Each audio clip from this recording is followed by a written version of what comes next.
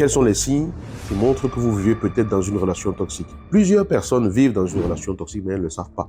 Ça veut dire qu'elles sont dans une relation avec une personne, cette relation est toxique pour elles, mais elles ne s'en rendent pas compte, ou en tout cas, elles ne le voient pas, elles ne l'analysent pas de cette façon-là, pour plusieurs raisons différentes dont nous parlerons dans une autre vidéo. Dans la vidéo d'aujourd'hui, j'aimerais simplement vous parler de comment est-ce que vous pouvez vous rendre compte que vous êtes dans une relation toxique. On va parler des comportements toxiques qu'une personne peut avoir sur vous dans la relation et qui peut vous permettre de vous rendre compte en fait que vous êtes dans une relation justement toxique.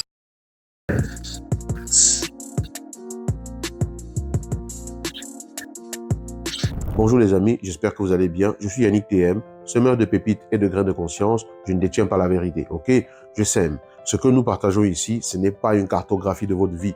Je ne peux pas vous dire avec précision et certitude que ce que je suis en train de dire correspond à ce que vous vivez.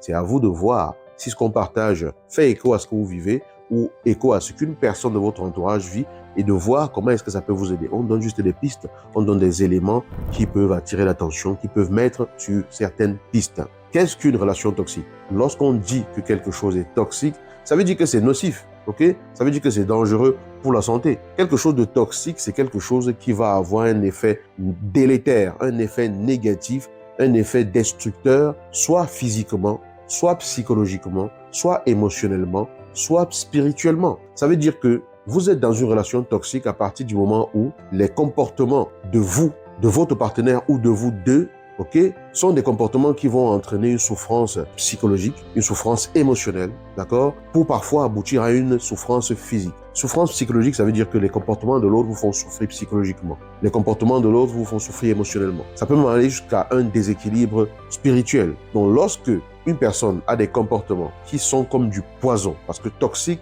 en général, le poison, il est toxique, hein, il est dangereux, il est nocif. Donc, lorsque dans une relation, les comportements, ok, s'apparentent à du poison à différents niveaux et que vous vous rendez compte que vous ne pouvez pas vous épanouir spirituellement, vous ne pouvez pas vous épanouir émotionnellement, psychologiquement, vous êtes toujours en train de vous poser des questions, vous souffrez psychologiquement et qu'à un moment donné, même ça arrive physiquement, il faut vous dire que vous vivez probablement dans une relation toxique. Quels sont les comportements qu'un partenaire peut avoir qui traduisent le caractère toxique d'une relation? La première chose, c'est la manipulation émotionnelle. C'est-à-dire que vous allez être avec une personne qui va tourner les choses à son avantage, qui va vous manipuler émotionnellement, qui va faire ce qu'on appelle le gaslighting.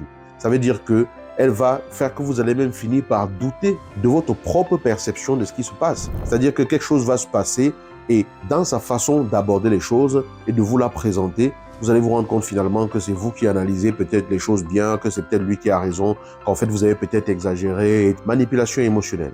Un des deuxièmes critères, ça peut être des critiques et une dévalorisation récurrente. D'accord? Donc ça veut dire tout ce que vous faites, il n'y a rien de bien là-dedans. Vous allez me dire, oui, au début, c'était bien. Au début, il était comme ça. Au début, elle était comme ça. C'était parfait. C'était sucré. C'était fantastique. J'étais sûr que j'avais trouvé l'homme, la femme de ma vie.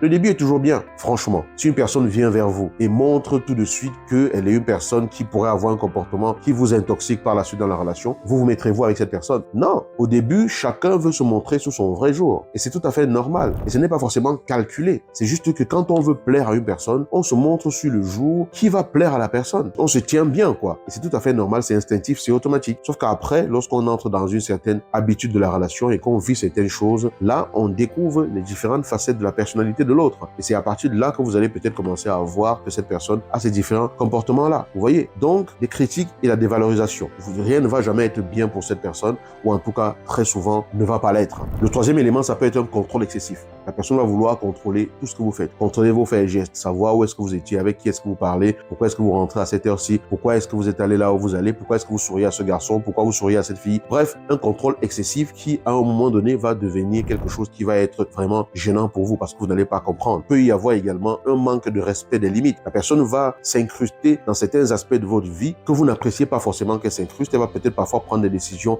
sans vous consulter, prendre des décisions par rapport à votre vie sans vous consulter parce qu'elle estime que c'est comme cela qu'il faut faire et tout. Et donc ça, c'est des comportements qui devraient attirer l'attention et mettre de la puce à l'oreille. Et justement, dans tous ces comportements-ci, on peut progresser et finir par arriver à ce qu'on appelle l'isolement. C'est-à-dire que dans ce comportement, la personne va agir de telle sorte à ce que vous allez vous isoler de plus en plus de vos proches, de plus en plus de vos amis. La personne va se comporter de telle sorte à ce que ce soit comme si le monde, c'était que vous deux, en réalité. Voilà. Une des autres particularités qui peut caractériser une personne toxique, c'est la jalousie excessive. Voilà. Voilà, ça rejoint un peu le point dont j'ai parlé tout à l'heure où il y a un contrôle excessif et que la personne veut comprendre et contrôler tout ce que vous faites et tout ça. Donc ça, ce sont des éléments comme ça que je vous donne qui peut vous permettre de vous mettre la puce à l'oreille, d'attirer votre attention et de vous dire tiens donc. Et un élément important que l'on peut retrouver, c'est ce qu'on appelle l'absence de responsabilité. C'est-à-dire que la personne, rien n'est de sa faute en réalité. Quelque chose se passe, quand vous le lui reprochez, elle va vous expliquer en fait que ce qu'elle a fait, c'est parce que vous aviez fait ce que vous avez fait. Donc en fait, elle n'est pas responsable de ce qui s'est passé, elle le fait parce que vous avez fait ce que vous avez fait et donc c'est vous qui êtes responsable en fait de ce qui se passe. Elle ne prend jamais la responsabilité, enfin jamais c'est peut-être exagéré, mais il va y avoir très souvent un manque de prise de responsabilité par rapport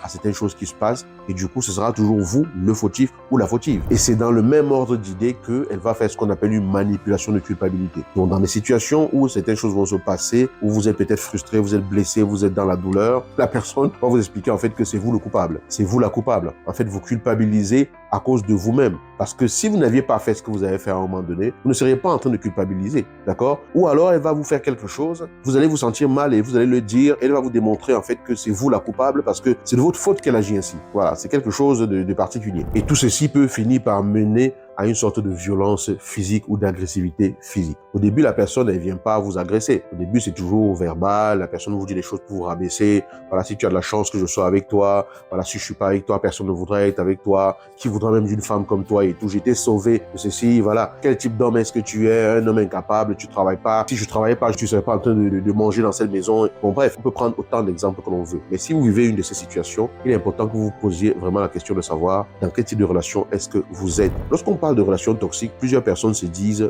oui, mon partenaire est un pervers narcissique. Ma partenaire est une perverse narcissique. Il faut très bien comprendre une chose. Un partenaire toxique est différent d'un pervers narcissique. Je pourrais en parler dans une prochaine vidéo, vous donner des éléments comme ça qui vous permettent de faire la différence entre les deux. Mais un partenaire toxique, c'est différent d'un pervers narcissique. Ce n'est pas forcément un pervers narcissique. Par contre, un pervers narcissique est forcément toxique. Vous voyez, on peut être toxique sans être pervers narcissique, mais un pervers narcissique ou une perverse narcissique est forcément toxique parce que dans son comportement, cette personne va nuire à votre équilibre déjà émotionnel, à votre équilibre psychologique, à votre équilibre mental, d'accord? Et même parfois à votre équilibre spirituel pour aboutir à nuire à votre équilibre physique. Donc, elle va avoir des comportements qui vont toucher différentes sphères de votre vie. À partir du moment où une personne a un comportement qui vous étouffe, qui nuit à votre épanouissement, un comportement qui vous fait souffrir sur un plan ou sur un autre, un comportement qui fait que vous ne vous sentez pas à l'aise de pouvoir déployer vos ailes. Vous avez même peur de pouvoir déployer vos ailes. Vous n'osez même pas imaginer que vous puissiez déployer vos ailes. Vous n'osez même pas imaginer que vous puissiez aller de l'avant ou que vous puissiez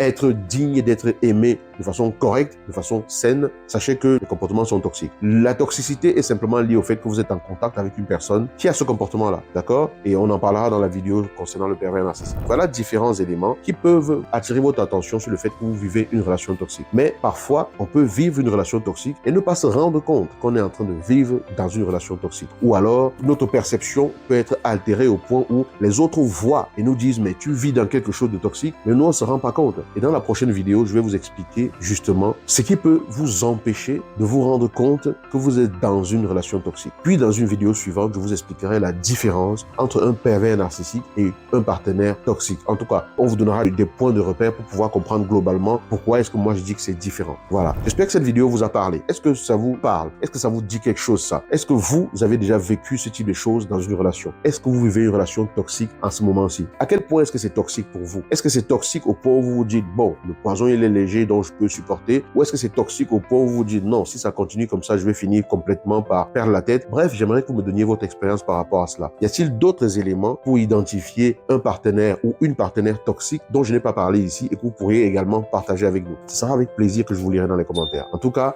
je vous dis merci de m'avoir regardé jusqu'ici. Je vous rappelle qu'ici même, tous les dimanches à 19h, nous nous retrouvons en direct pour parler d'un sujet afin de grandir ensemble. Et si vous ne l'avez pas encore fait, pensez à aller sous la vidéo pour télécharger votre guide des 7 erreurs qui peuvent tuer votre vie de couple que je mets à votre disposition avec joie. À très bientôt.